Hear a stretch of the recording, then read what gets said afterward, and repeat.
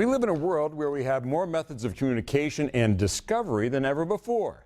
22 News reporter Julie McDonald explains how this new technology is impacting people who date. From the days of courtship in the family parlor to meeting and falling in love online, there's no denying the dating game has changed. But that doesn't necessarily mean it's gotten easier. Parts of the practice still seem very much like a game. Like who's paying?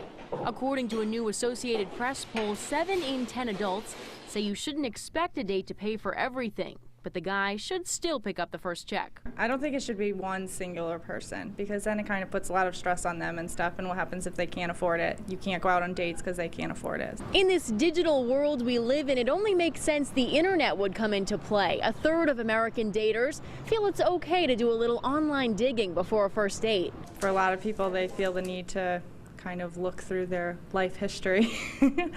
But sometimes it can take a little bit away from it because you know everything about the person, or you think you do. And there's a new uncomfortable conversation to be had by young dating Americans today. They generally carry a lot more student loan debt than generations before them, and less than a quarter of American adults feel comfortable dating debt.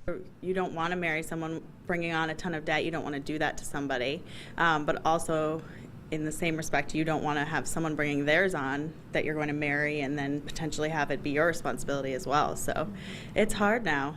It's definitely changed. Men and women surveyed agreed they cared most about personality when considering a date, but men also prioritized looks, while women felt more strongly about a man's financial status and career goals.